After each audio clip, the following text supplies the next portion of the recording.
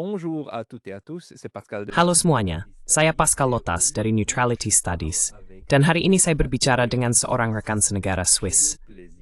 Saya dengan senang hati menyambut Duta Besar George Martin. Duta Besar George Martin adalah seorang diplomat Swiss yang pernah menjabat sebagai Duta Besar di Indonesia dan di beberapa negara Afrika. Ia mengakhiri kariernya di Bern sebagai Wakil Sekretaris Negara di Departemen Federal Urusan Luar Negeri. Au département fédéral des affaires étrangères. George, Slaptas. Merci à toi. Alors, est-ce qu'on peut... Terima kasih Pascal. Suatu kehormatan. Terima kasih juga padamu. Jadi bisa kita mulai dengan bagaimana pandanganmu tentang perkembangan urusan Eropa saat ini? Lalu pada bagian kedua wawancara kita juga akan membahas soal netralitas Swiss. Tapi mari kita mulai dengan Uni Eropa. Apa yang sedang terjadi sekarang? Atau lebih luas lagi, di Eropa, di benua ini? Ou bien avec l'Europe, le continent d'Europe. Avec le continent européen, je ne comprends plus rien. Tentang benua Eropa, aku benar-benar tidak lagi mengerti apa yang sedang terjadi di Eropa, jujur saja, Pascal. Pagi ini aku terbangun setelah membaca kembali pernyataan Sekretaris Jenderal NATO, Tuan Stoltenberg, yang selama akhir pekan dengan begitu saja mengumumkan bahwa periode tahun 1945 tidak akan ada artinya dibandingkan dengan apa yang menanti kita. Bahwa kita tidak memahami apa-apa, bahwa kita akan mengalami sesuatu yang bahkan lebih parah daripada yang dialami kakek nenek kita. Orang ini adalah penghasut perang. Ini adalah perang kata-kata yang sangat berbahaya. Menurutku, orang Eropa sedang tersesat. Mereka terlibat dalam pertarungan verbal melawan musuh. Musuh yang mereka ciptakan sendiri. Dan semua ini membuat situasi Eropa saat ini menjadi menurutku sangat berbahaya, mungkin tanpa tandingan dalam sejarah.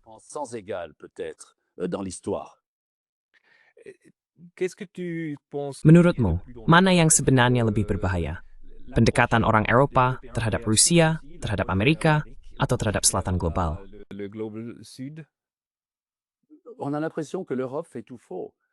Kita merasa seolah-olah Eropa melakukan segalanya dengan salah. Eropa telah kehilangan dukungan dari selatan global. Sekarang, Eropa menempuh jalan yang berbeda dari Amerika Serikat, dan itu jarang membawa hasil yang baik. Lalu, pada akhirnya, terutama setelah para pemimpin kita menari dan bersenang-senang hingga tahun 2022, para pemimpin kita tidak pernah benar-benar percaya akan adanya perang, misalnya di Ukraina.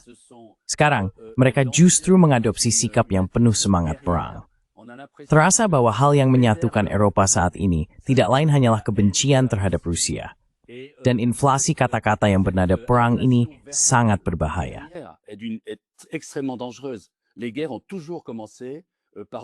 Perang selalu dimulai dengan kata-kata. Kata-katalah yang memulai perang. Jadi, jika kita menginginkan perdamaian, saat ini di Eropa, kita sangat membutuhkan para pemimpin yang dapat memberikan kata-kata perdamaian. Dan mereka tidak ada. Itulah yang sangat berbahaya. Para pemimpin Eropa, koalisi sukarelawan seperti yang mereka sebut diri mereka, yang berkumpul saya kira akhir pekan ini, dan yang hari ini masih berkumpul di Berlin, adalah para pengobar perang. Mereka adalah orang mempersiapkan kita. Saya berharap mereka salah. Saya yakin mereka salah. Tetapi mereka sedang menyiapkan masa depan yang penuh perang. Masa depan yang sangat berbahaya bagi semua orang Eropa. Extrêmement grave au fond pour tous les Européens.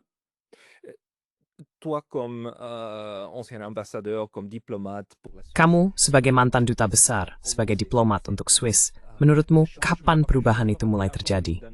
Karena aku masih ingat Eropa, bahkan Uni Eropa, yang dulu menjadi simbol perdamaian, dan itu bukan hanya kata-kata.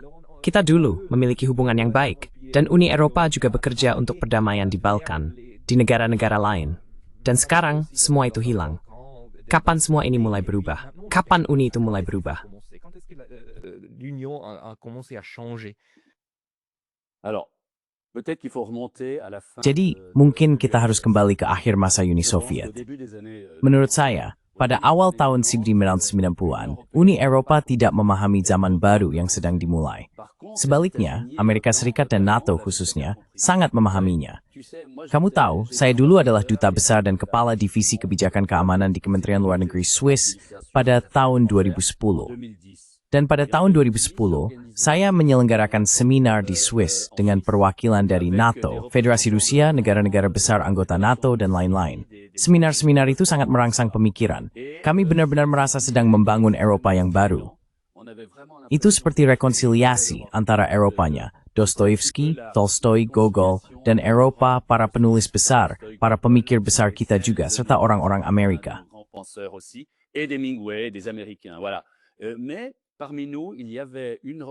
Namun di antara kami, ada seorang perwakilan Amerika dari Departemen Luar Negeri yang berkata, "Hati-hati, saya baru kembali dari Moskow, dan saya merasa bahwa di kantor-kantor di Moskow dan Washington, para Kultkrieger, seperti yang dikatakan dalam bahasa Jerman, masih ada. Dan orang-orang itu hanya menunggu satu hal, memulai kembali ketegangan." Dari perwakilan NATO yang seminar kami berkata, "Terus terang, kami akan kehilangan pekerjaan kami jika perdamaian benar-benar terwujud di Eropa." Satu-satunya harapan mereka adalah agar ketegangan antara Timur muncul kembali. Tentu saja, kami mempercayai Jun. Kami pikir masa persaudaraan besar, masa pertemuan kembali Kapten di belahan bumi utara. Kamu tahu, Pascal, ini waktu itu wisma Indonesia, seperti yang kamu katakan. Tu sais, Pascal, moi j'étais en Indonésie, comme tu as dit. Quand je suis revenu d'Indonésie, mais d'Afrique... Ketika saya kembali dari Indonesia, tapi juga dari Afrika, saya benar-benar terkejut melihat bahwa belahan bumi utara, dari Vladivostok hingga Vancouver, ternyata tidak pernah berhasil menemukan cara untuk hidup bersama dengan damai. Dan ketika tak lama setelah tahun 1990, ketegangan mulai muncul kembali. Perang di Yugoslavia, saya pikir itu adalah masa yang sangat penting. Perang di bekas Yugoslavia akhirnya menghentikan gerakan itu. Bahkan, dikatakan bahwa Primakov, Menteri Luar Negeri Rusia, langsung berbalik arah ketika sedang dalam perjalanan ke Washington, setelah mendengar dimulainya pengeboman di Serbia. Ia berkata, "Nah, sudah selesai, sudah selesai." Il a dit, eh bien c'est fini. C'est fini. Notre chemin commun avec l'Occident est... Jalan kita yang sama dengan Barat sudah berakhir, karena kita sudah memahami mereka. Jadi, untuk menjawab pertanyaanmu, sejak tahun 90-an, orang Eropa tidak memahami bahwa para pendukung ketegangan, terutama tujuan strategis Amerika untuk menahan Rusia, menyerangnya, dan melemahkannya jika mungkin. Ketika orang-orang itu mulai menciptakan kembali ketegangan tersebut, orang Eropa hidup dalam ketidakpedulian. Mereka tidak mengerti, jadi mereka hanya fokus pada kebutuhan kecil mereka sendiri. Dan Fedrin mengatakan bahwa Eropa telah menjadi seperti Swiss. Eropa telah berubah menjadi entitas besar yang hanya memandang dirinya sendiri. Ia tidak lagi melihat ke selatan, tidak lagi memperhatikan apa yang terjadi di benuanya sendiri. Dan ketika perang kembali ke benua itu, Eropa tidak siap menghadapinya.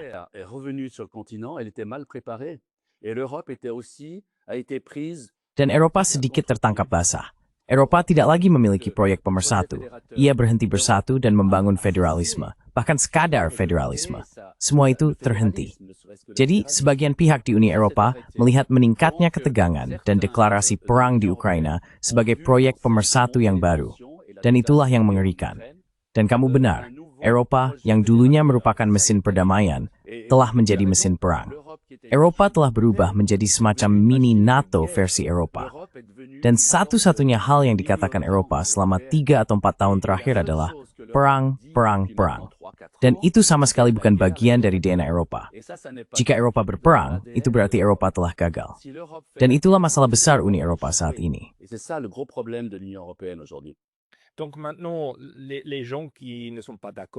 Jadi sekarang, orang-orang yang tidak setuju dengan apa yang dikatakan di saluran ini, dan juga dengan apa yang kamu katakan, mereka bilang bahwa ini semua salah Rusia. Rusia adalah satu-satunya pihak yang bertanggung jawab atas perang di Ukraina, dan Eropa sedang berupaya untuk membantu Ukraina merebut kembali kedamaiannya.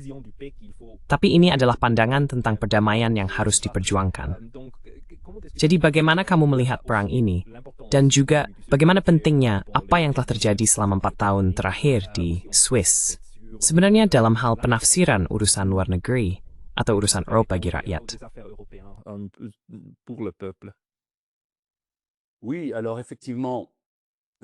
Ya, jadi memang saya pikir masalah besarnya adalah bahwa bagi sebagian besar pemimpin kita, sejarah seolah dimulai pada tahun 2022. Sedikit catatan, seperti di Timur Tengah, sejarah dianggap dimulai pada 7 Oktober 2023. Tapi para pemimpin itu tidak bodoh. Mereka dikelilingi oleh tim yang sangat kompeten, orang-orang yang mampu membuat analisis strategis, orang-orang yang tahu bahwa sejarah tidak dimulai pada tahun 2022. Jadi, apa yang kita saksikan adalah manipulasi besar-besaran, sebuah propaganda. Seolah-olah saya tidak terlalu suka mempersonalisasi apa yang saya katakan, tapi seolah-olah Ibu von der Leyen menyadari bahwa satu-satunya cara untuk membuat sesuatu bergerak, satu-satunya cara untuk menegaskan dirinya adalah dengan menempel pada perang itu, hanya berbicara tentang perang, dan menanamkan perang di kepala orang-orang setiap pagi, siang, dan malam.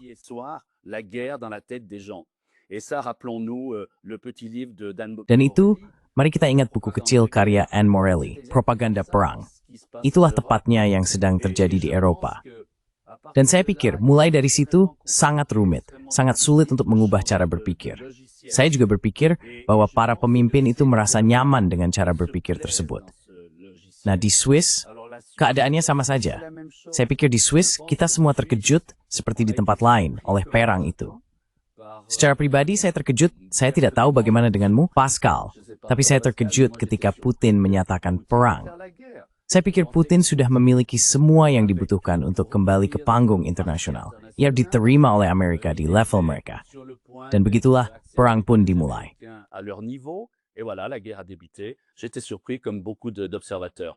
Saya terkejut, seperti banyak pengamat lainnya.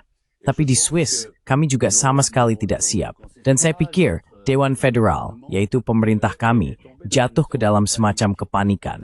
Awalnya, mereka ingin menerapkan sanksi seperti biasa. Saya dulu menjabat ketika kami menerapkan sanksi terhadap Iran, atau bahkan terhadap negara lain, dengan hati-hati dan penuh kecerdikan. Kami selalu berhasil membuat negara-negara itu memahami bahwa jika kami menjatuhkan sanksi, itu karena kami tidak punya pilihan lain, karena ada tekanan terhadap kami. Tetapi kami tidak sepenuhnya mendukung penerapan otomatis sanksi tersebut. Jadi ingatlah, ketika perang pecah pada hari Jumat, Dewan Federal mengatakan, seperti biasa bahwa kami akan berusaha menghindari segala bentuk penolakan dan sebagainya.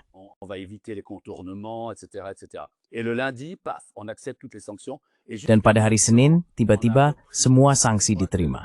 Dan sampai sekarang, kita telah mengadopsi, saya kira paket sanksinya sudah lebih dari 20. Kita telah mengadopsi semua sanksi itu secara sistematis, tanpa berpikir panjang.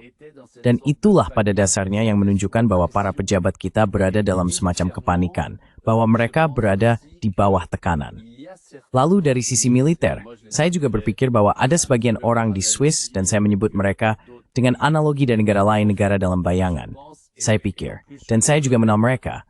Mereka adalah para pegawai negeri, pejabat tinggi, yang yakin bahwa masa depan Swiss ada di NATO. Mereka adalah pejabat yang berpikir seperti Finlandia dan Swedia.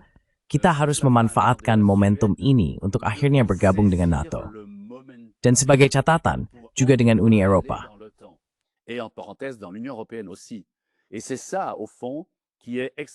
Dan itulah pada dasarnya yang sangat berbahaya bagi Swiss, karena kita memiliki sistem yang seharusnya mempersiapkan kita menghadapi krisis seperti yang kita alami sekarang, yaitu sebuah sistem, netralitas, sesederhana itu.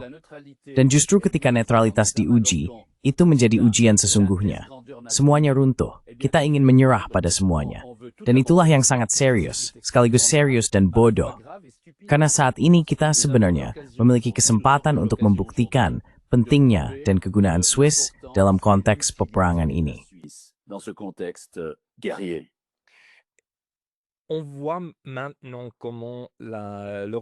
Kita sekarang melihat bagaimana Uni Eropa memanfaatkan momen ini untuk memberi dirinya lebih banyak kewenangan atas negara-negara anggotanya.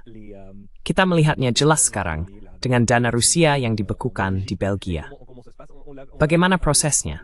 Kita sudah melihatnya ketika Ibu von der Leyen memutuskan bahwa seluruh wilayah udara Uni Eropa tidak boleh lagi digunakan oleh pesawat sipil Rusia. Itu adalah kewenangan yang sebelumnya tidak dimiliki Uni, tetapi negara-negara anggotanya menerimanya. Mereka menerima apa yang dalam bahasa Inggris disebut perebutan kekuasaan. Menurutmu, apakah hubungan antara Uni dan Swiss juga telah masuk ke pendekatan semacam itu? Apakah kita melihat bahwa Swiss sebenarnya semakin mendekat ke Uni tanpa menanyakan kepada rakyat apakah mereka menginginkannya atau tidak. Sans demander au peuple s'il le veut ou pas. Absolument, d'ailleurs, il devra le demander. Heureusement, Benar sekali. Selain itu, dia harus memintanya. Untungnya, kita akan mengadakan pemungutan suara tentang hal itu. Ya, memang, saya pikir ada dua fenomena yang terjadi. Gaya gravitasi saat ini menarik kita ke arah Eropa, seperti kapsul yang keluar dari atmosfer bumi lalu kembali lagi. Dan gaya gravitasi itu menarik kita ke Eropa, karena otoritas politik kita telah mengizinkannya, mungkin bahkan menginginkannya, sebagian dari mereka, dan kini kita tertarik ke Eropa dengan kecepatan tinggi.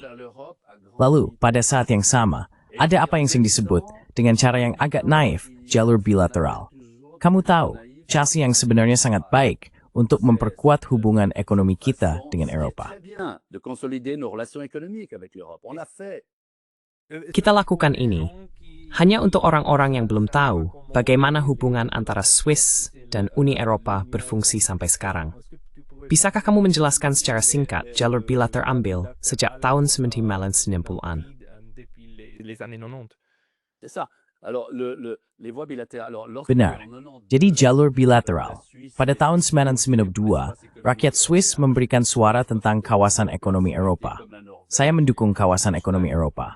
Itu akan menjadi seperti Norwegia dan Liechtenstein, sebuah solusi tailor-made, seperti yang dikatakan dalam Franglais, untuk menjamin hubungan bilateral kita. Swiss harus bertahan secara ekonomi, karena posisinya berada di tengah pasar tunggal. Kita harus mengekspor. Jadi, perjanjian yang disebut bilateral memang bertujuan memungkinkan terciptanya keharmonisan sebaik mungkin dalam pertukaran ekonomi kita.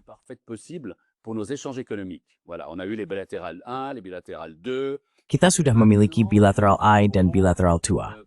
Dan sekarang, kita harus melanjutkan karena ada beberapa sektor, listrik misalnya, yang belum tercakup oleh perjanjian bilateral tersebut, yang merupakan perjanjian model lama. Artinya dulu kita bernegosiasi, mencapai kesepakatan, lalu menerapkannya. Namun, perjanjian itu tidak hidup, bisa dibilang begitu. Sedangkan sekarang, Uni Eropa telah mengatakan pada kita, sudah cukup dengan cara itu. Kami tidak punya waktu lagi. Kami tidak bisa lagi mencederai waktu Jakarta. Jadi, jika kita pakai perjanjian Discro, itu akan menjadi perjanjian yang hidup. Perjanjian yang dapat berkeluarga sendirinya. Inilah yang disebut dengan penalva spetes pergerakan Eropa.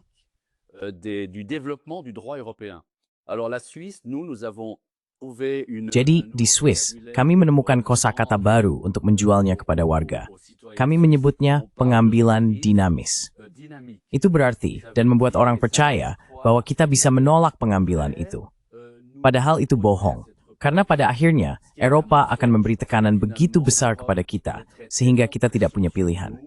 Kita bisa mengadakan referendum, kita bisa meluncurkan inisiatif untuk menentangnya. Tetapi Eropa akan berkata, baik, tapi semuanya akan berhenti. Tidak akan ada lagi pertukaran ekonomi, dan sebagainya. Jadi, tekanan dari Uni Eropa akan sedemikian besar, sehingga jika kita memiliki paket perjanjian baru yang disebut pemerintah secara keliru sebagai bilateral 3, karena bilateral 3 membangkitkan dalam ingatan orang Swiss kenangan tentang bilateral 1 dan 2, yang berfungsi dengan sangat baik.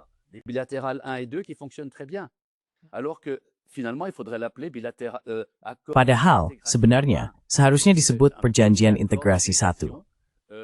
Itu akan menjadi perjanjian integrasi pertama. Karena pada akhirnya, ya dengan keseriusan ini, dengan kebutuhan untuk menemukan, mungkin beberapa ekonom mengatakan bahwa di Swiss tidak perlu ada paket baru perjanjian dengan judul bilateral, yang disebut bilateral 1 dan 2. Tetapi baiklah, anggap saja itu memang perlu. Dengan keseriusan yang menarik kita secara politik dan geostrategis ke arah Eropa, dan juga ke arah NATO, menjadi sangat rumit untuk mengelola pendekatan ini, dan menjaganya tetap pada tingkat yang bisa dibilang teknis. Secara politik, setiap minggu, setiap bulan, kita semakin mendekati Uni Eropa.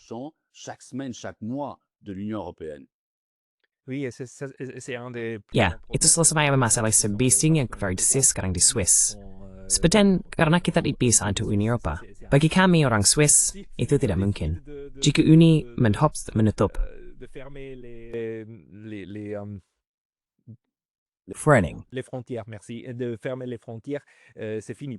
perbatasan, terima kasih. Jika Uni menutup perbatasan, itu akhir bagi kita. Tapi sampai sekarang, kita selalu berhasil mengatakan, baiklah, kita akan berkomitmen secara khusus untuk berdialog, lalu kita selesaikan semua perbedaan. Itulah sebabnya kita punya diplomasi pada akhirnya. Dan juga, ini bukan hanya tentang Swiss. Swiss bukan negara besar.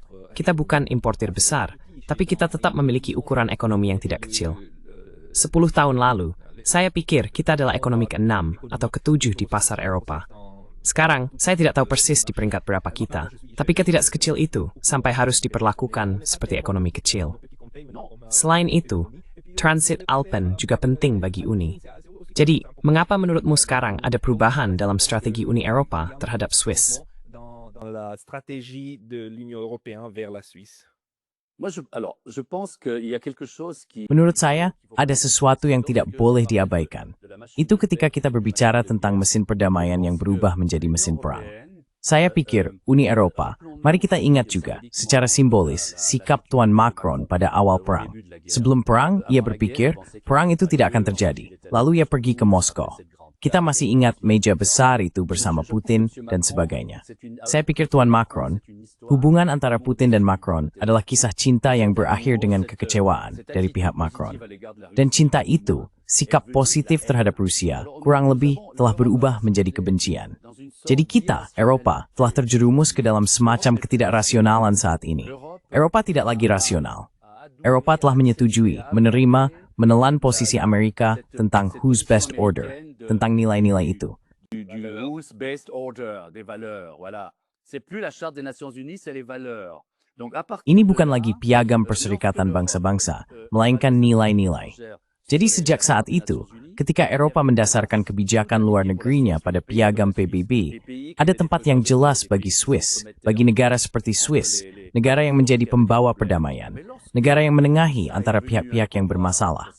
Namun ketika semua itu berubah menjadi pertarungan antara setan dan Tuhan, tidak ada lagi tempat bagi negara seperti Swiss.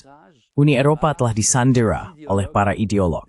Ideolog yang mengubah hubungan kita dengan Rusia menjadi perang antara kebaikan dan kejahatan. Sejak saat itu, semua pintu tertutup bagi kita untuk menjadi bangsa yang dapat membantu memulihkan dialog, menyambung kembali hubungan. Saya berharap itu akan berubah.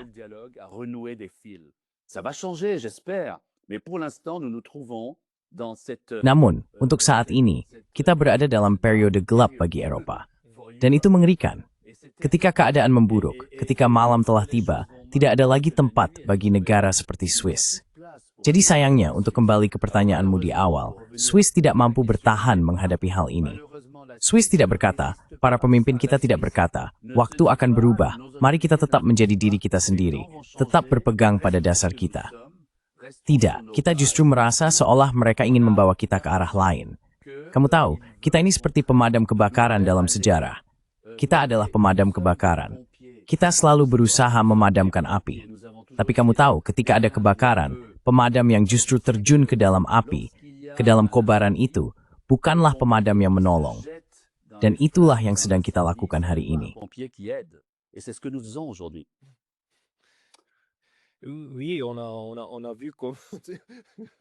Ya, kita sudah melihat kegilaan tahun lalu, ketika Swiss sangat bangga menjadi tuan rumah. Kamu ingat kan penyelenggaraannya? Itu murni gagasan dari pihak Uni Eropa, orang-orang Amerika, Biden, dan NATO. Hanya satu pihak yang duduk di meja, lalu Swiss berpikir bahwa sekarang mereka bisa membantu perdamaian. Tapi itu sangat bertentangan.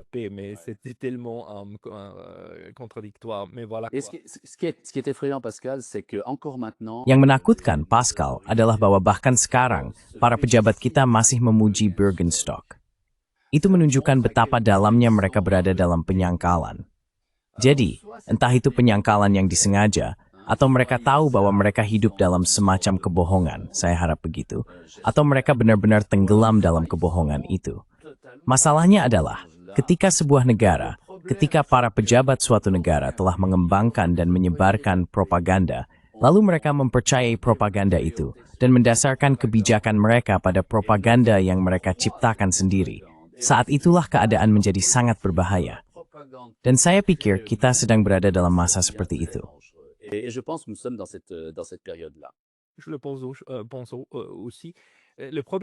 Saya juga bersedia gitu. Masalah serendah dapati adalah dialog kita yang tidak lebih langsung di Swiss, tuaris mewaspa. Disebut spirit konspirasi. Conspiracy theories. Alors, Para penganut teori inspirasi. oui, les complotistes. Ya, para mengenut teori konspirasi. Terbesar fisik penguatan sedikitkan menurut very small na membawa petasrah anrising einzigkeit step angst teori konspirasi. Dan gitu, po ini, anak bukit ante putet ini. Qu'on est y arrivé. Nous sommes le continent des Lumières. Kita adalah benua pencerahan, Pascal. Dan sekarang, sayangnya semua cahaya itu hampir padam.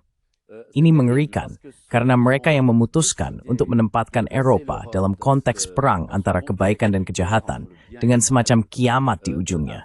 Saya bayangkan kiamat nuklir, karena sulit membayangkan yang lain. Orang-orang itu tidak mau menerima bahwa pada akhirnya kita bisa menunda. Ini adalah suasana perang. Ini adalah masa perang. Jadi siapapun yang menyimpang dari wacana resmi dianggap pengkhianat. Itulah kolom kelima. Itulah kolom kelima. Ketika kita mengatakan bahwa perang di Ukraina dimulai dalam konteks yang bisa dijelaskan, bahwa perang itu mungkin sudah dimulai jauh sebelum 2014, tetapi setidaknya pada tahun 2014, maka saat itu saja kita sudah dianggap sebagai kolom kelima. Alors là déjà, c'est la 5e colonne. Là déjà, on participe à la... Di situ saja, kita sudah ikut serta dalam upaya melemahkan semangat pasukan Barat, yang seharusnya dipersiapkan untuk menghadapi Rusia. Sikap seperti inilah yang sangat berbahaya, tetapi juga sangat nyata di Eropa saat ini. Kita bisa melihat dengan jelas bahwa siapapun yang memiliki dialog atau pandangan berbeda dari wacana resmi, berusaha dibungkam. Kita sudah melihat contohnya. Bahkan hari ini kita melihat contohnya secara langsung dengan rekan senegas dari Swiss, Jacques Bode. Islam Akbabis berbuku, berpatui personal banyak diskusi, dan testi diudo, arbailikar, ritor di sebiang mentip, isik amnu. Ce qui existe, ce qui s'est passé. Oui, est-ce que tu pourrais tout vite, parce que c'est une histoire qui se développe maintenant. Ya, bisakah kamu dengan cepat, karena ini adalah kisah yang sedang berkembang sekarang, menjelaskan kepada kami bagaimana situasinya hari ini ketika kita berbicara tentang 15 Desember. Karena menurutku hal ini masih belum begitu jelas. Di Radio Free Europe, sebenarnya terdengar bahwa Uni Eropa telah menjatuhkan sanksi terhadap seorang warga Swiss yang tinggal di wilayah Uni Eropa. Dan ini adalah sesuatu yang sudah pernah dilakukan Uni Eropa terhadap Alina Lip, terhadap 2 jurnalis dari Jerman, seorang jurnalis yang tinggal di Jerman tetapi berasal dari Turki. Dan sekarang, mungkin ini belum selesai, tapi kemungkinan besar terhadap Jack Bode. Bisakah kamu menjelaskan sedikit? Contre Jacques Bode, est-ce que tu peux on explique un peu? Oui, alors bon, Jacques Bode, c'est un homme que... Ya, jadi begini. Jack Bode adalah seseorang yang saya kenal. Dia mantan anggota intelijen Swiss dari militer Swiss yang pernah bekerja untuk Perserikatan Bangsa-Bangsa, untuk NATO, dan sebagainya. Dia adalah seseorang yang sejak awal perang di Ukraina hanya mengingatkan bahwa ada konteksnya dan yang mendasarkan semua bukunya, pernyataannya, serta intervensinya pada sumber terbuka, pada sumber-sumber terbuka yang berasal dari Amerika Serikat dan Ukraina. Jadi, dia bukan orang yang bisa dituduh sebagai penganut teori konspirasi, tetapi apa yang dia katakan tidak disukai oleh mereka yang memerintah kita, karena hal itu bertentangan dengan kisah yang sangat sederhana dan sangat salah yang sedang berusaha ditanamkan ke dalam pikiran kita.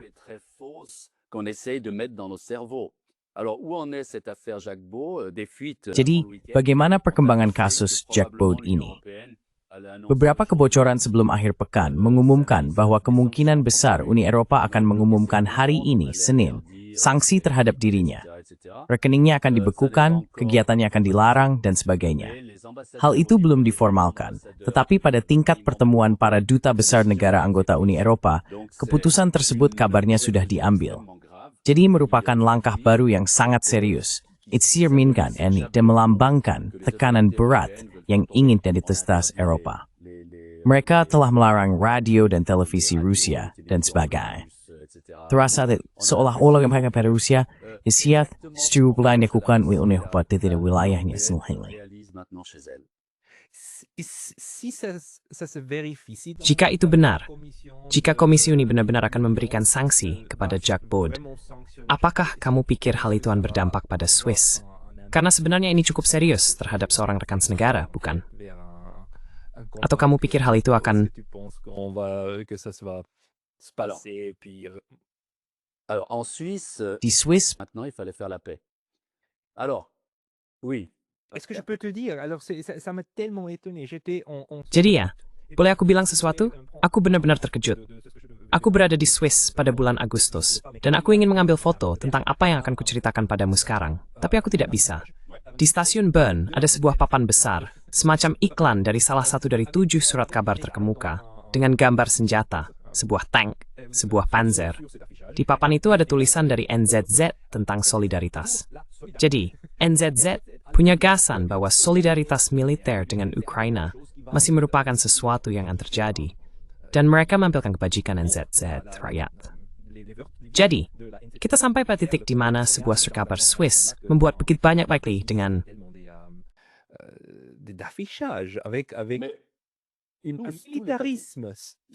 sebuah militerisme Swiss yang tidak pernah saya tidak pernah berpikir akan melihatnya.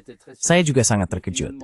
Tapi pada akhirnya, semua kelompok besar, Anda tahu, ini sulit. Cukup mudah mengarahkan media Swiss saat ini, karena media itu sekarang hanya dimiliki oleh beberapa kelompok. Ada grup Ringier, ada grup Tamedia, ada NZZ. Tapi NZZ, jangan lupa, selalu menjadi surat kabar yang berpihak pada perang, kalau boleh dibilang begitu. Lucu untuk dikatakan. Skepticism number.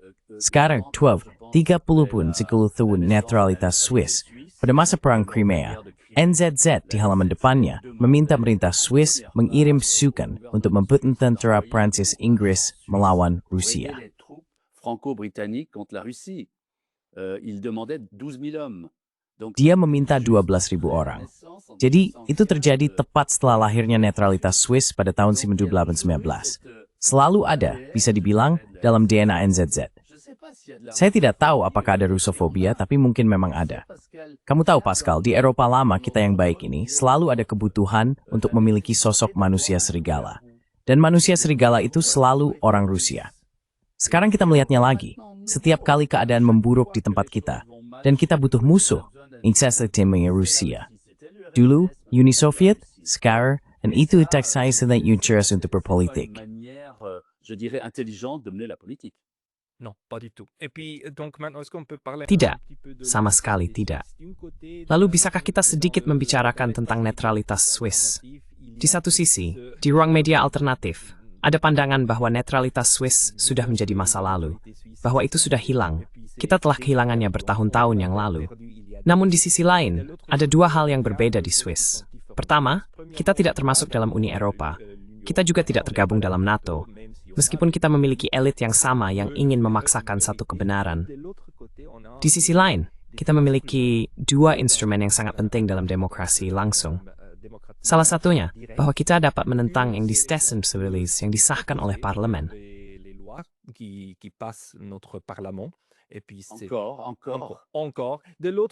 Dan kemudian lagi.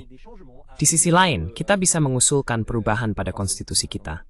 Jadi, lebih dari 2 tahun lalu, sekarang sudah 3 tahun, kami meluncurkan sebuah inisiatif untuk mengadakan referendum dengan tujuan memasukkan definisi tentang netralitas kita ke dalam konstitusi. Sesuatu yang saat ini belum kita miliki. Dalam definisi itu juga akan ada netralitas ekonomi. Jadi tidak ada sanksi. Menurutmu, apakah usulan ini yang kemungkinan akan dipilih pada tahun 2002 tim bisa menang? Dan di Desember, diskusi secara intensif ini akan berlangsung.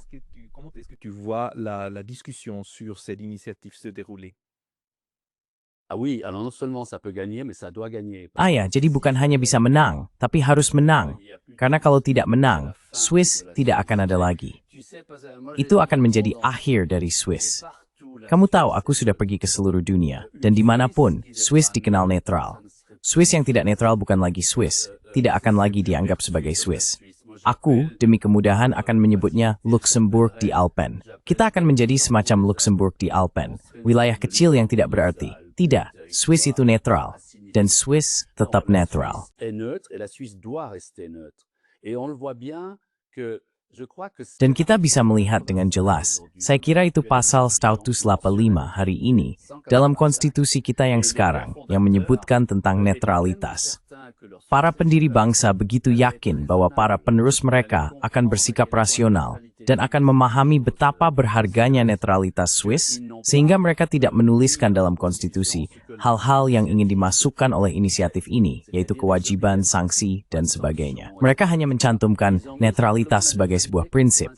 Namun, pihak berwenang kita saat ini memperlakukan prinsip itu sesuka mereka. Mereka telah melepaskan berpaling dari netralitas. Jadi pada akhirnya, inisiatif yang kamu sebutkan itu merupakan kesempatan bersejarah bagi Swiss. Mengapa ini disebut kesempatan bersejarah?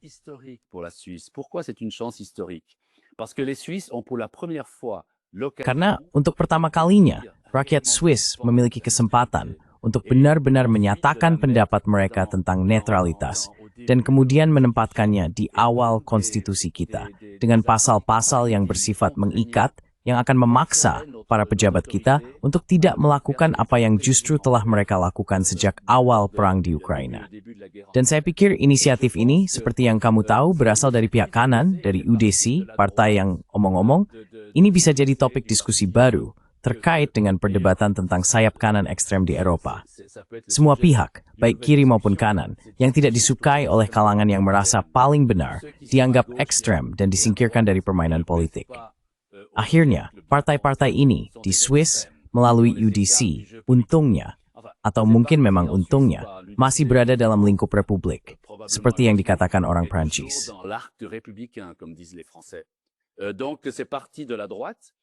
Jadi, ini dimulai dari pihak kanan, tapi sekarang semakin menjadi inisiatif rakyat. Artinya, ini melampaui semua batas partai, bersifat multipartisan. Karena orang Swiss, kamu tahu, di kiri ada partai hijau, ada partai sosialis, dan semakin banyak orang yang mendukung inisiatif ini. Kenapa? Karena ini satu-satunya cara untuk menyelamatkan netralitas. Teori saya adalah, jika inisiatif ini gagal, saya pikir dalam 5 atau 6 tahun ke depan, kita akan kehilangan netralitas itu. Karena hal itu akan ditafsirkan oleh pihak berwenang sebagai tanda bahwa orang Swiss sebenarnya sudah tidak terlalu peduli lagi dengan netralitas.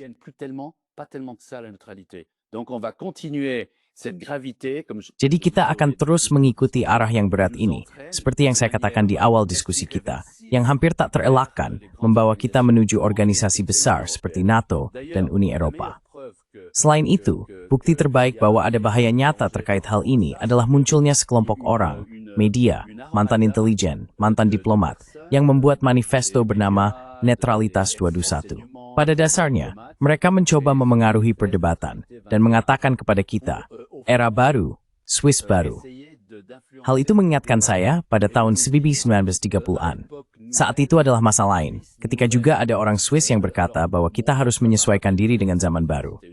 Tapi waktu itu yang dimaksud adalah Jerman Nazi. Sekarang, kita diberitahu bahwa Swiss harus melepaskan netralitasnya.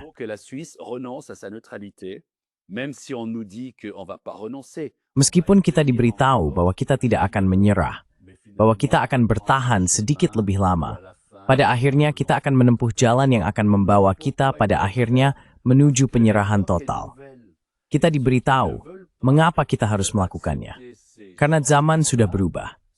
Dan mereka yang tidak mau menerima perubahan ini dianggap sebagai orang yang masih terjebak di abad yang lalu, yang tidak memahami apa-apa, dan sebagainya. Yang lain mengatakan bahwa ini adalah satu-satunya cara untuk mempertahankan keamanan negara.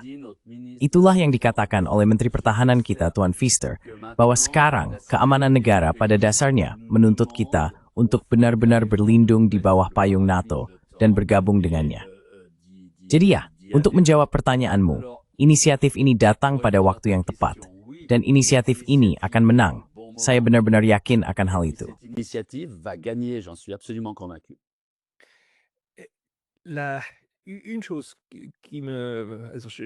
Satu hal yang membuat saya sangat sedih karena partai saya adalah anggota berbayar dari Partai Sosialis Swiss, memutuskan untuk menyebut inisiatif ini sebagai inisiatif pro-Putin.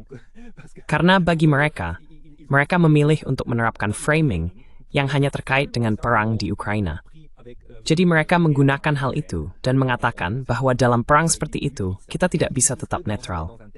Emma smain kepada nain ori pia, ang kies New York's pingin and trang tibio price sentiminan pada akhirnya menogeng dan Bob 20. Les affaires européens aux années 2020. Moi, je pense que ces gens-là, Saya pikir orang-orang itu, saya juga dulu dekat dengan Partai Sosialis. Saya pernah menjadi anggotanya. Tetapi akhirnya saya menjauh, karena saya tidak mengerti bagaimana Partai John Jores bisa berubah menjadi partai yang mendukung perang. John Jores mengorbankan nyawanya pada tahun 1914 karena ia menentang Perang Dunia Pertama, yang mungkin merupakan perang paling bodoh dan paling tidak masuk akal dalam sejarah. Inada su wat kumur tories jutira, mengethuvi tries about kukfreng, en nuwagader, en de melenberging dihin brili. et qui aurait pu et qui aurait dû être évité. Tout simplement. Noin Expopu, Tingo to Victoria. En plus, c'est effrayant, c'est effrayant. Donc ça montre à quel point Selain itu, ini menakutkan, benar-benar menakutkan. Ini menunjukkan betapa besar peran para pemimpin dalam apa yang terjadi dalam sejarah. Dan para pemimpin masa kini menurut saya, mengingatkan saya pada mereka dari tahun 2014. Tentu saja dengan cara yang berbeda, tetapi mereka adalah orang-orang seperti Mark Rutte, seperti Sekretaris Jenderal NATO, juga para Presiden Prancis, Jerman, dan Starmer di Inggris. Mereka adalah orang-orang yang bermain-main dengan perang, bermain-main dengan kata-kata. Dan orang-orang seperti itu sangat berbahaya karena alasan itu. Jadi, mengapa demikian? Saya pikir pada akhirnya, ketika Eropa terjebak dalam gagasan bahwa ini adalah perang antara kebaikan dan kejahatan, hal itu menunjukkan, dan para pemimpin sosialis kita juga di Swiss menunjukkan, bahwa merekalah korban pertama dari perang itu.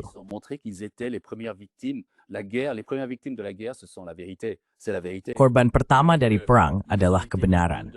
Jadi mereka menjadi korban propaganda. Tiba-tiba, kamu tahu seperti aku bahwa di Swiss, politik luar negeri tidak terlalu penting. Para politisi kita, baik perempuan maupun laki-laki, tidak terpilih karena isu politik luar negeri, sama seperti di tempat lain. Namun mungkin di Swiss, lebih dari di tempat lain, kita memiliki kebijakan ekonomi luar negeri, tetapi tidak benar-benar memiliki kebijakan luar negeri. Kecuali ketika memanfaatkan konflik. Disitulah letak DNA Swiss.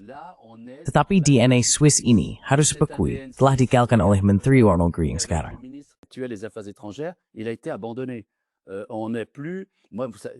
Kita sudah tidak seperti dulu lagi, tahu Pascal. Aku dulu bekerja di pemerintahan pada masa ketika hampir setiap minggu ada kabar tentang keberhasilan Swiss dalam menyelesaikan konflik, entah itu di Sahel atau di Aceh. Aku sendiri menjadi duta besar di Indonesia ketika terjadi tsunami, dan saat itu kami juga membantu proyek-proyek Uni Eropa untuk menciptakan perdamaian di Aceh. Hal yang sama juga terjadi di Kolombia, di berbagai belahan dunia. Sekarang, rasanya tidak ada apa-apa. Jadi Swiss dulu memiliki semacam DNA seperti itu.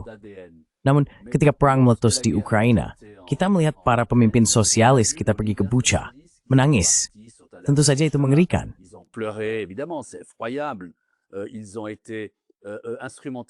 Mereka juga telah dimanfaatkan oleh propaganda. Karena ketika dua negara sedang berperang, selalu ada propaganda yang saling berhadapan. Perlu diingat bahwa sebelum tahun 2022, kaum sosialis sendiri mengatakan bahwa Ukraina adalah negara paling korup dan paling tidak demokratis di Eropa. Uni Eropa juga demikian. Ada catatan dari Uni Eropa yang menyatakan bahwa tidak ada kerjasama apapun yang bisa dimulai dengan Ukraina. Mereka sama sekali belum siap menjadi anggota, karena tidak demokratis dan karena mereka korup. Namun tiba-tiba, Ukraina berubah menjadi semacam surga yang dihuni oleh para malaikat.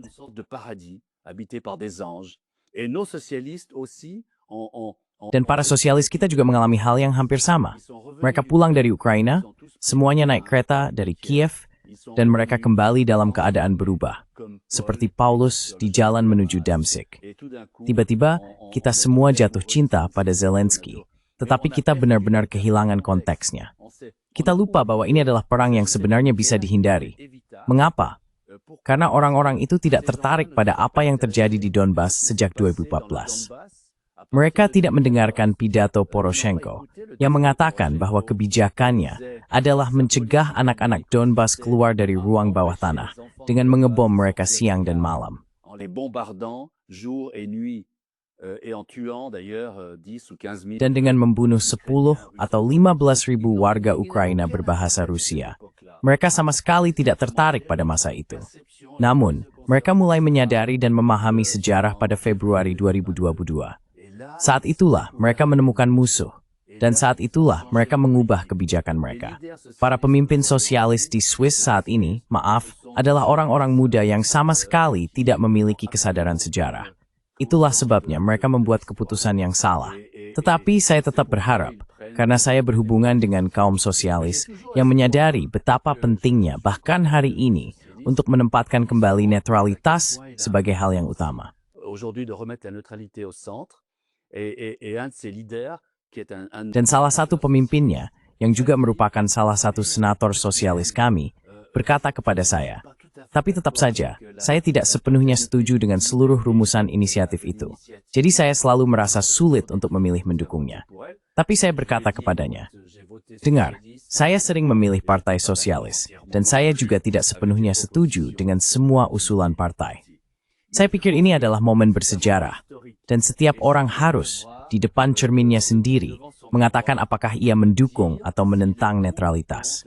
Pertanyaan ini, terkait dengan inisiatif tersebut, harus menjadi keputusan tentang netralitas. Jadi tentu saja, kamu tahu, Pascal, ini bukan soal menerima atau meninggalkan netralitas, tapi untuk memasukkannya ke dalam konstitusi. c'est pour la mettre dans la constitution.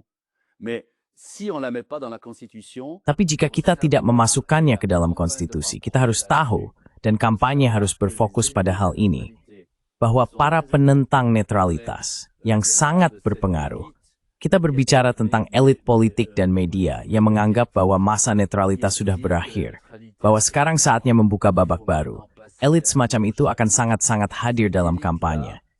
Jadi elit itu akan mencoba mengatakan bahwa ini adalah inisiatif sayap kanan ekstrem, seperti yang selalu dilakukan terhadap semua usulan dan proyek yang ingin mereka gagalkan. Namun, kita justru harus berusaha meyakinkan dan berjuang.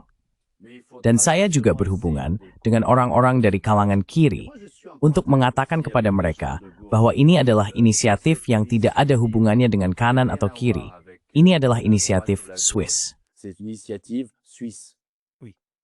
Tout à fait. Et c'est une initiative qui nous demande de réfléchir. Betul sekali. Ini adalah sebuah inisiatif yang mengajak kita untuk memikirkan kembali definisi netralitas yang kita inginkan. Karena sampai sekarang, Dewan Federal kita, pemerintah kita, mengatakan bahwa kita akan menggunakan penafsiran yang sangat yuridis. Jadi netralitas Swiss hanya diterapkan di bidang militer, sampai batas tertentu. Namun pada saat yang sama, kita terus melakukan integrasi dengan NATO, integrasi sistem, integrasi. Itulah semua rencana yang mereka buat sekarang. Dan kita tidak lagi memahami netralitas sebagai netralitas ekonomi. Jadi secara ekonomi, kita menempatkan diri di pihak Barat, di pihak Uni Eropa. Lalu, pertanyaan dari inisiatif ini adalah, apakah kita seharusnya tidak kembali pada netralitas yang sepenuhnya utuh? Artinya, kita tidak hanya netral secara militer, tetapi juga lebih dalam lagi. Dan kamu, apakah kamu pikir kita harus kembali pada penafsiran seperti itu? Sur une telle interprétation, en fait. Oui, alors bon, tu parles de Ya, baiklah. Jadi kamu bicara tentang, kamu tadi menyebut, mungkin kamu juga ingin membicarakan soal interoperabilitas. Interoperabilitas ini, yang benar-benar kami jalankan sepenuhnya, adalah hal yang membawa kita maju seiring waktu. Kita tidak punya waktu untuk membahas kemitraan untuk perdamaian. Nah, kemitraan untuk perdamaian itu adalah semacam mesin yang secara perlahan mendekatkan kita ke NATO. Kita menandatanganinya pada tahun 90-an. Dan akhirnya, pada masa ketika benar-benar ada perdamaian, itu memang merupakan kemitraan untuk perdamaian. Kita juga melihatnya di Kosovo, meskipun Kosovo sebenarnya adalah awal dari perang yang terjadi antara Timur dan Barat, antara Rusia dan Blok Barat.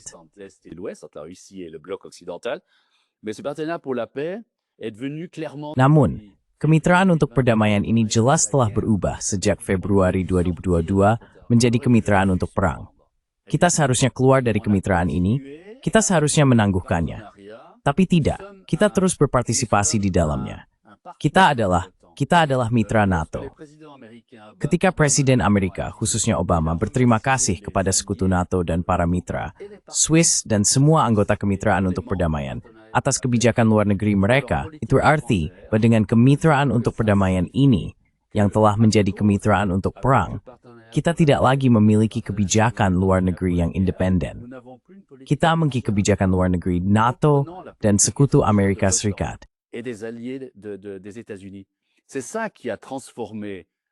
Itulah yang menurut saya telah mengubah politik Swiss. Pascal, kamu tahu, saya dulu sangat aktif untuk mendorong dan mengusahakan agar Swiss menandatangani perjanjian yang melarang senjata nuklir, yang sebenarnya merupakan hasil dari diplomasi Swiss. Kitalah yang memprakarsai proyek itu. Namun ketika proyek itu lahir, kita tidak menandatanganinya. Mengapa kita tidak menandatanganinya? Austria menandatangani. Ya, Austria menandatangani. Tapi mengapa kita tidak? Ada tekanan besar dari NATO. Dan saya masih ingat, dalam diskusi internal di Bern, kami di Departemen Urusan Luar Negeri mendukung penandatanganan itu. Tetapi Departemen Pertahanan mengatakan tidak.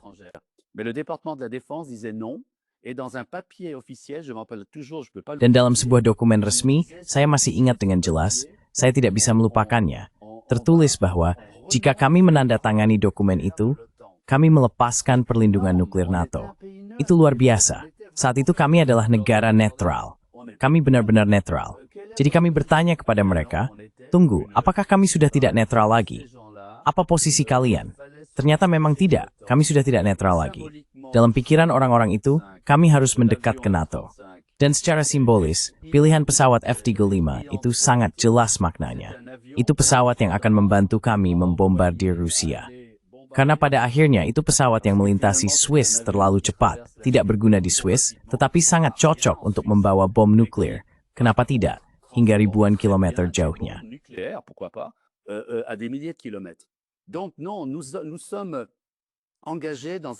Jadi tidak, kita sedang terlibat dalam sebuah proses yang jika tidak kita hentikan, akan membawa kita tanpa bisa dihindari menuju NATO. Kita sebenarnya sudah hampir menjadi anggota NATO. Anda tahu setiap bulan ada latihan bersama. Pesawat militer kita terbang bersama pesawat Amerika.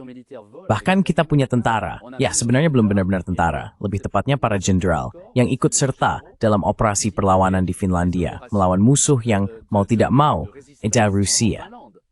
Maksud saya, hal seperti itu nipu, agar tim berteri jalan cepat membayar gigi TNI.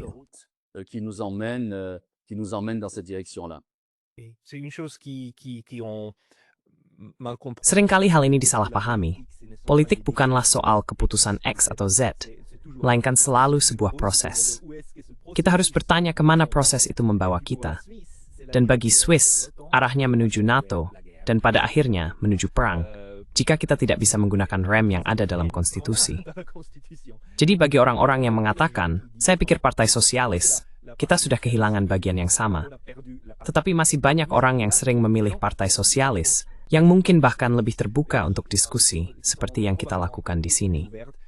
Namun akhirnya, bagi orang-orang yang berkata, Pascal dan George, mereka hanya memberikan tafsir mereka sendiri. Bagaimana orang-orang ini bisa mendapatkan informasi? Atau apa yang kamu sarankan? Di mana kita bisa menemukan informasi tentang netralitas kita dan tentang proses politik? Apa yang kamu rekomendasikan?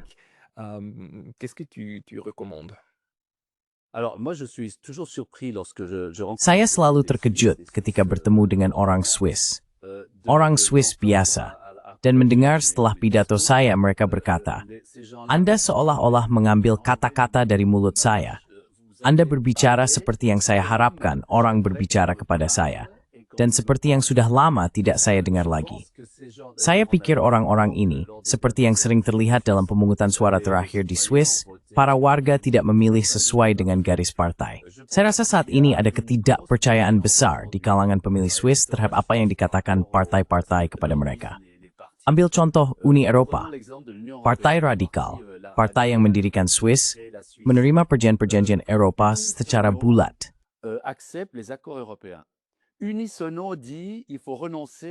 Unisono mengatakan bahwa kita harus meninggalkan sistem pemungutan suara berdasarkan kanton. Mengapa? untuk mempermudah penerapan paksa dari perjanjian-perjanjian tersebut. Namun, pimpinan partai itu sama sekali tidak mewakili apa yang sebenarnya dipikirkan oleh para pemilih biasa dari partai radikal itu. Karena saya berbicara dengan para pemilih, banyak yang mengatakan kepada saya akan tetap memilih partai radikal di tingkat daerah atau kota saya tidak eksekusi seruan mereka.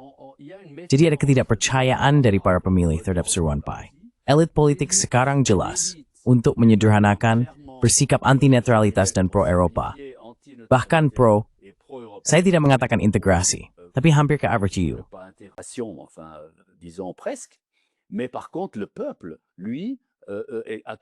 Namun, rakyat selalu memiliki kebijaksanaan itu. Dan menurut saya, untuk menjawab pertanyaanmu, sebenarnya warga biasa sekarang tahu kemana harus mencari informasi. Mereka semakin jarang mendengarkan radio, semakin jarang menonton televisi, semakin jarang berlangganan koran, dan mereka pergi ke internet, ke kanalmu, ke kanal-kanal lain. Saya pikir ada banyak sumber informasi baru yang bermunculan dan semakin menarik perhatian warga masa kini.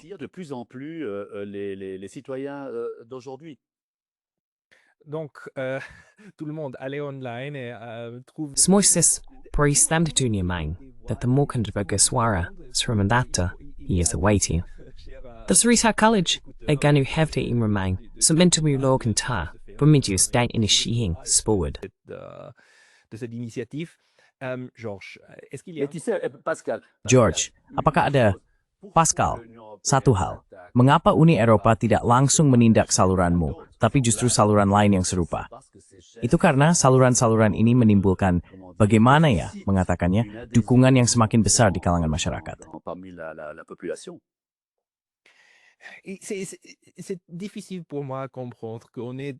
Sulit bagi saya untuk memahami bahwa kita telah sampai pada titik di mana harus dikatakan, lihatlah, Uni Eropa yang terhormat adalah hal yang baik jika rakyat dapat mencari informasi dari berbagai sumber, dan orang harus dibiarkan berpikir.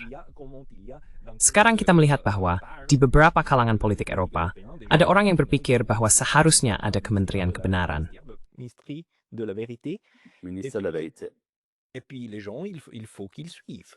Dan kemudian orang-orang harus mengikuti. Begitulah. Kita sedang bergerak cepat menuju situasi seperti dalam karya Orwell. Kita menuju masyarakat di mana warga negara kehilangan tanggung jawabnya. Kepada warga dikatakan, para ahli ada di sini untukmu. Para ahli menginginkan kebaikanmu. Bahkan di Swiss, kita hidup dalam semacam republik para ahli.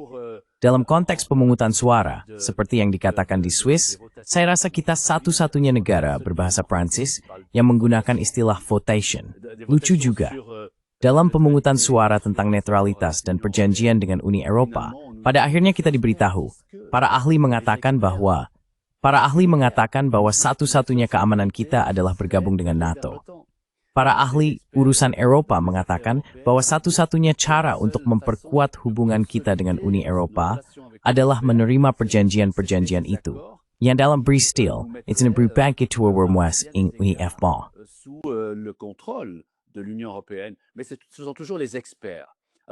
Tapi yang selalu muncul adalah para ahli. Jadi, ketika kita mengatakan ahli, mereka dianggap tidak bisa diperdebatkan. Kita tidak tahu wajah mereka. Seringkali bahkan tidak tahu nama mereka, tetapi para ahli bilang begitu. Dan itulah yang sangat berbahaya bagi demokrasi. Karena demokrasi, terutama di negara yang mengenal demokrasi langsung seperti Swiss, berarti warga negara memiliki kemampuan untuk menyatakan pendapatnya sendiri. Namert, we youth akas membrace, upida woth, ini terat rook the morn, eti repete puertu pada kefusati en naut twar ali. Dan itu kawrpaya. Et à l'opinion des experts. Et ça, c'est dangereux. Sangat berbahaya, karena orang-orang, para warga negara, bukan anak-anak, bukan murid. Mereka warga negara yang bisa membentuk pendapat sendiri. George, bagi orang-orang yang ingin mengikuti kamu, atau ingin tahu lebih banyak tentang dirimu, dan tentang apa yang kamu tulis, kemana mereka harus pergi? Jadi begini, saya sudah pensiun. Jadi sebenarnya saya ingin menikmati masa pensiun yang jauh dari urusan politik dan hal-hal semacam itu. Tapi tentu saja, perang di Ukraina, semua yang terjadi di sekitarnya dan juga dampaknya di Swiss, membuat saya kembali pada minat saya, yaitu politik, sejarah yang sedang terjadi, sejarah yang sedang terbentuk. Dan tujuan saya, kamu tahu Pascal, adalah untuk mewariskan kepada cucu-cucu saya. Saya punya 4. Numerani beriktas dalnim. Youth metaphor. Tendensi wariskan kepada maing, justru lebih buruk dari yang seyutha. Encore que celui que j'ai reçu. Pourquoi pire? Parce que j'estime que la guerre Kenapa lebih buruk? Karena saya menilai bahwa perang dingin memiliki aturan main yang membuat situasi itu kurang berbahaya, terutama setelah tahun 1962, setelah krisis rudal Kuba. Kurang berbahaya, lebih mudah dikelola dibandingkan dengan situasi sekarang. Karena saat ini, kita menyaksikan pembiasaan bukan hanya terhadap perang, tetapi juga terhadap penggunaan senjata nuklir. Itu menakutkan, benar-benar menakutkan. Persisnya seperti orang berbicara tentang perang, sebagaimana mereka berbicara tentang kontes lu Eurovision. Sama sekali, siapa yang akan menang? Ya, siapa yang akan menang, dan seterusnya. Dan itu step berbor. va gagner, etc. Et ça, c'est très dangereux. C'est pour ça que ce monde que je m'apprête de transmettre. Itulah sebabnya, dunia yang akan saya wariskan, tentu saja, semoga masih lama lagi, kepada cucu-cucu saya, sangat berbahaya. Saya berusaha dengan rendah hati untuk menyebarkan semacam, bisa dibilang, suara akal sehat. Saya sangat aktif di LinkedIn, di akun LinkedIn saya, yang sempat diblokir suatu waktu. Saya harus berjuang untuk bisa kembali. Tapi saya berjuang, dan akhirnya saya kembali. Saya pikir, ya ada ribuan orang yang membaca tulisan saya. Saya ikut banyak konferensi. Saya sering diundang. Jadi kami was Pascal, si mendengar Granyu to jutnya like the kelas berbicara sebuah sekte Partai Komunis di Lausanne. Réunion du Parti communiste à Lausanne. Alors j'ai découvert à cette occasion. Jadi, pada kesempatan itu, saya baru tahu bahwa ternyata masih ada partai komunis di Swiss. Bayangkan saja, partai itu masih ada, terutama di Ticino, di mana mereka punya wakil di beberapa kota dan desa. Ada juga partai komunis Basel, partai komunis lain, mereka sempat terpecah. Sekarang terlihat bahwa kelompok kiri ekstrem, para komunis, mendukung netralitas, dan itu hal yang sangat positif. Kita harus membangun dari situ. Jadi saya pergi kemanapun saya diundang, Remlet Sempang, seni US dari bahwa orang-orang sangat antusias ketika pengamping sistem. Lorsqu'ils entendent ce que j'ai à leur dire, je sens qu'il y a une adhésion vivante. Saya merasa ada dukungan yang hidup terhadap netralitas. Ada kebencian yang mendalam terhadap perang. Mereka tidak ingin mengikuti narasi NATO yang mengatakan bahwa perang itu tak terelakkan. Saya pikir rakyat, itulah sebabnya saya berharap, kamu tahu Pascal, saya berasal dari generasi yang dulu turun ke jalan-jalan di Jerman untuk berdemonstrasi menentang rudal Pershing di Libero di Alstadt. Kami sudah menentang perang sejak saat itu. Dan sekarang, si heran memhamparang turunnya setiap sebelum untuk tabian. Tapi bisa terjadi, ia pikir. Je pense. Je crois que les citoyens d'aujourd'hui. Saya percaya bahwa warga saat ini tertegun, terkejut oleh pidato-pidato yang terus-menerus diarahkan kepada mereka, menekan kepala dan pikiran mereka.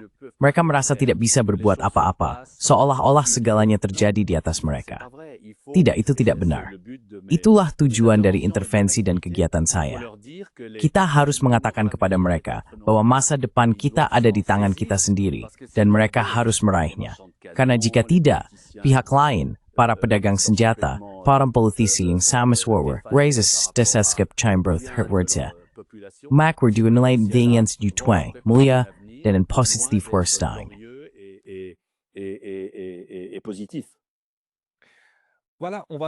Baiklah, kita berjuang untuk masa depan tanpa perang dan demi netralitas. George, terima kasih, Pace. Si je peux me permettre, Pascal, si tu y donnes encore une petite minute. Kalau boleh saya tambahkan, Pascal, beri saya 1 menit lagi. Jadi proyek tentang netralitas Swiss yang berasal dari sayap kanan ekstrem atau kanan, seperti yang sudah dikatakan, adalah proyek untuk netralitas pasif, semacam kembali ke netralitas di mana Swiss tidak melakukan apapun. Pandangan saya tentang netralitas bukan seperti itu. Sebaliknya, ini adalah netralitas aktif, netralitas yang melayani dunia, melayani planet ini. Ini adalah netralitas, dan saya yakin, seperti yang Sandethwal, ini untuk menanggapi seruan di seluruh dunia saat ini. Ini mengingatkan bahwa gagasan netralitas adalah meyakinkan sebanyak mungkin negara untuk menjadi netral. Karena dengan begitu, Theo tidak lagi perang. D'être neutre, parce que là, il y aura plus de guerre. Si tout le monde est neutre, il y a plus de guerre. Donc, il faut Jika semua orang bersikap netral, maka tidak akan ada lagi perang. Karena itu, hari ini perlu mengumpulkan negara-negara non-blok, negara-negara yang cinta damai, negara seperti Costa Rica yang tidak memiliki tentara, negara-negara yang bersikap netral, dan menyatukan semuanya agar tercipta semacam efek bola salju. Negara-negara ini bukanlah altmodisch, seperti yang dikatakan dalam bahasa Jerman. Mereka bukan negara yang tidak memahami bahwa zaman telah berubah. Karena sejujurnya, jika zaman ini dianggap berbeda hanya karena kembali mencintai perang, maka itu adalah zaman yang terkutuk. Jadi ada jalan lebar terbuka bagi negara-negara yang ingin bersatu dan membela gagasan perdamaian. Dan dalam pengertian inilah netralitas Swiss menjadi sangat penting. Untuk membantu perdamaian dunia, bukan untuk membuat Swiss menutup diri di pegunungannya.